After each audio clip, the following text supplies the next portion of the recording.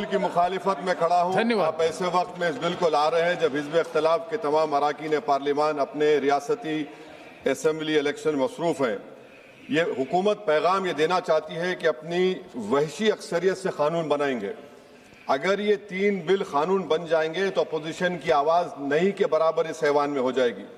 और इस आईनी तरमीमी बिल को अगर आप हदबंदी बिल के साथ पढ़ेंगे तो आबादी की बुनियाद पर सीट दी जाएगी। जिसकी आबादी ज़्यादा होगी उनको ज़्यादा सीटें मिलेंगी, जिनकी कम होगी उनको कम मिलेगी। हदबंदी हर 10 साल बाद नहीं होगा सर, ना मरदमशुमारी की बुनियाद पर होगा, बल्कि हुकूमत फैसला करेगी कि हदबंदी होगी या नहीं। अगर होगा तो किस साल की मरदमशुमारी पर होगा। सर, मैं इलाका वारियत को नहीं मानता, ना उसको फ़रोग़ देता हूँ, मगर हमारी आइन की तमहीद में फ्रेटर्निटी का लफ्ज़ लिखा गया, भाईचारगी का। ये बहुत अहम है हमारे मुल्क की इत्तेहाद और सालमियत को मजबूत करने का। ये तीनों बिल इस फ्रेटर्निटी के बरक्स का पैगाम देते हैं और काम करेंगे।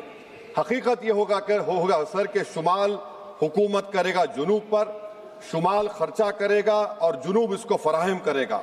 जुनूबी रियासतें मुल्क की GDP में 30% का हिस्सा होता है उनका, और 21% मुल्क का टैक्स रेवेन्यू जुनूब से आता है। 2022-23 साल में 3.46 लाख करोड़ का उनका हिस्सा था और 19% आबादी है भारत में जुनूबी हिंदुस्तान की। जुनूब को गुड गवर्नेंस की सदा दी जा रही है। वजीर आजम कहते हैं कि जिसके बच्चे ज्यादा हैं, तो मगर ये तो झूठ था। मगर ये बिल अगर कानून बनेंगे तो सच हो जाएगा। सर, अगर आप 6 रियासतों को, बिहार, मध्य प्रदेश, यूपी, राजस्थान, गुजरात और हरियाणा को मिला ले, यहां पर सीट होंगी 392 और सिर्फ 34 सीट की जरूरत पड़ेगी हुकूमत बनाने के लिए। एक कॉन्फ्रेंस की माली इमदाद हुकूमत में की, उस कॉन्फ्रेंस में किसी ने उठकर कहा कि कैसे हम आईनी हिंदू राष्ट्र को हासिल करेंगे। अब पता चल रहा है कि गैर बीजेपी पार्टियों के नुमाइंदगी को डाइल्यूट करने से ही आप एक आईनी हिंदू राष्ट्र बनाना चाहते हैं, ताकि यूसीसी, लैंड जिहाद, हिंदी को लाजमी कर देना, बुलडोजर को आईनी तहफ़्फ़ुज़ देना। सर, डबल इंजन का सरकार, डबल इंजन सरकार क्या है? जादू, उसका जादू यह है कि इंजन शुमाल का होगा और ताकत जुनूब से आएगी। सर, नतीजा यह होगा कि जुनूबी हिंद के तमाम रियासतें अपनी आबादी बढ़ाने का काम शुरू कर देंगी। क्या यह मुल्क के लिए अच्छा होगा? तो तशवीशनाक होगा। सच्चर कमेटी ने अपनी रिपोर्ट में कहा कि मुस्लिम अक्सरियत कॉन्स्टिट्यूंसीज को रिजर्व कर दिया गया और आसाम और कश्मीर इसकी जीती जागती मिसाल है। आसाम में 30 ऐसे असेंबली हल्के जात थे जहां पर मुसलमान जीत के आते थे, उसको 23 कर दिया गया। ये जेरीमैंडरिंग नहीं है तो क्या है? कश्मीर, सर, डुबरी बरबेटा में 60% मुसलमान थे, एक डुबरी कॉन्स्टिट्यूंसी बना दी गई, खत्म हो गया, आप कोई नहीं जीत सकता बरपेटा से। दूसरा मिसाल दे रहा हूं सर, अनंतनाग रजौरी का कॉन्स्टिट्यूंसी शुरू हो रही है कश्मीर में कोई, और खत्म हो रही है जम्मू में, कोई रास्ता नहीं, कोई तहजीब का हिस्सा नहीं मिलता। सर, 2 एडमिनिस्ट्रेटिव डिवीजन अलग है। ये जेरीमैंडरिंग नहीं है तो क्या है सर? और सर, कश्मीर की आबादी क्या है? 56% कश्मीर की आबादी, सीट है 52.22। जम्मू की आबादी है 43.65, सीट में 47.78। ये जेरीमैंडरिंग है तो नहीं है तो क्या यही होगा? सर, मुस्लिम अकलियत को तो बीजेपी टिकट नहीं देती, रिजर्वेशन दूर की बात, मगर क्या यह मुल्क के मफाद में है कि इस ऐवान में 18 करोड़ की आबादी के सिर्फ 4% MP जीत कर आएंगे? ये आपकी मुल्क से मोहब्बत है? ये राष्ट्रवाद होगा कि 18% से 4% आएंगे जीतकर? आप फैसला कर लीजिए। ट्रेजरी बेंचेस को सोचना है, अगर वो भारत से मोहब्बत करते हैं तो तशवीशनाक बात है। अगर बिल कानून बनेगा तो फिर आप भूल जाइए, यहां पर तो और कम हो जाएंगे। तो मैं ये आपको बताना चाह रहा हूं सर कि मुस्लिम अकलियत को SIR से, रायदही से, हक रायदे महरूम कर दिया जा रहा है, बुलडोजर से बेघर कर दिया जा रहा है और हदबंदी से इनकी सियासी आवाज को खत्म करने का मंसूबा है। सच्चाई ये है सर, मुस्लिम वोट की जरूरत बीजेपी को उसको खतरा समझती, सेकुलर पार्टीज ये समझते हैं कि हमको पूछना ही ना पड़े, और हम बार बार पुकार कर कहते हैं कि जमहूरियत को मजबूत करो, सिर्फ वोट डालने वाले मत बनो, वोट लेने वाले बनो, क़यादत बनाओ। मगर ये सब चीजों का आप देख रहे हैं कि बीजेपी इसको खत्म करना चाहती है। सर, सर भारत क्या है?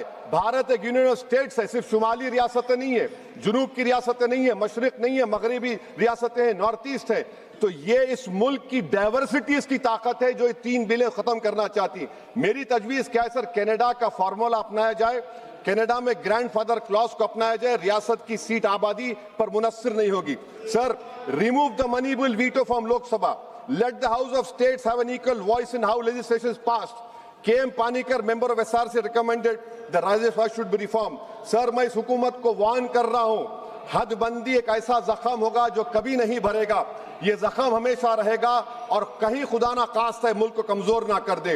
हुकूमत सिर्फ अपने सियासी लालच को हासिल करने के लिए मुल्क के इत्तेहाद को पारा पारा करने की कोशिश कर रही है। मैं हमेशा अक्सरियती हुक्मरानी का मुखालिफ रहा हूं, चाहे जबान और मजहब की बुनियाद पर हो। मुल्क को अगर विकसित भारत बनाना है तो हर शहरी की आवाज को कबूल किया जाना इस मुल्क को चलाने के लिए। सर, जुनूब की रियासतों के लिए एक ऑप्शन चॉइस है 2011 होगा तब भी हम सीटें लोग खो देंगे। अगर 2026 का होगा तो कैश 22 सिचुएशन होगा।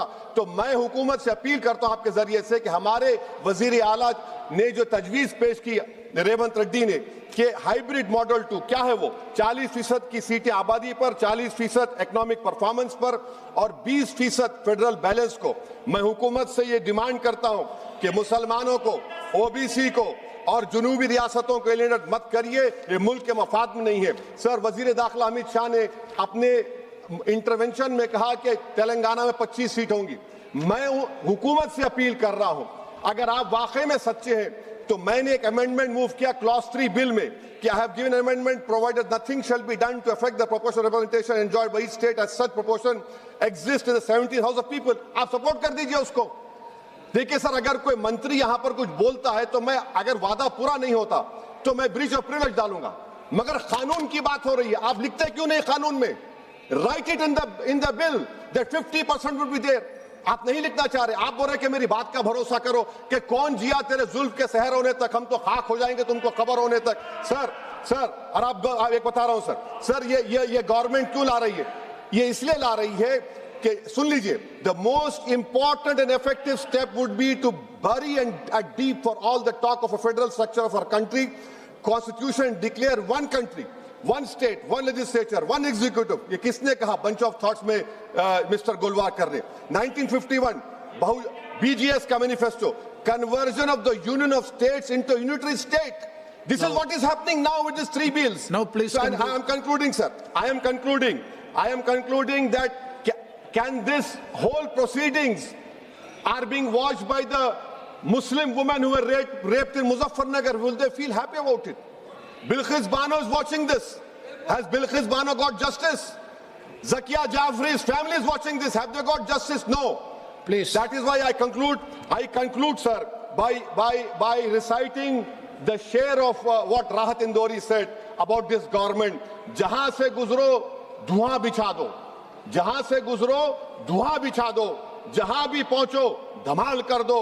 तुम्हें सियासत ने हक दिया है, हरी जमीन को लाल कर दो। अपील भी तुम, दलील भी तुम, गवाह भी तुम, वकील भी तुम, जिसे भी चाहो हराम कह दो, जिसे ही चाहो हलाल कर दो। मैं वार्न कर रहा हूं सर, आपके पास मेजॉरिटी नहीं है, ये मत करिए, मुल्क को कमजोर करने की हरकत होगी। शुक्रिया सर। धन्यवाद।